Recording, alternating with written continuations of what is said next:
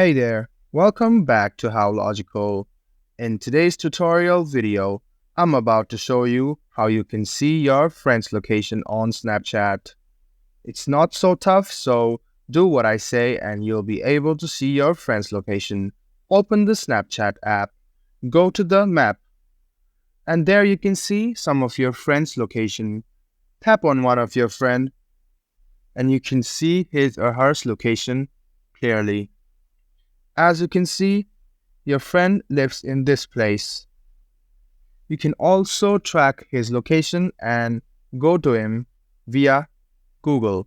You can also add your friend's location to your home screen as well.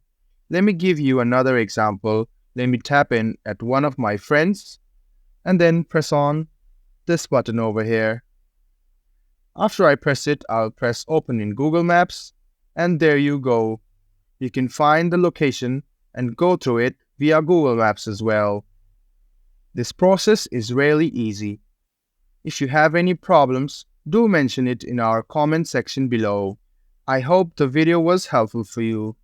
Please make sure to like the video, subscribe to our channel, and also hit the bell button. See you in the next video. Until next time, goodbye, take care.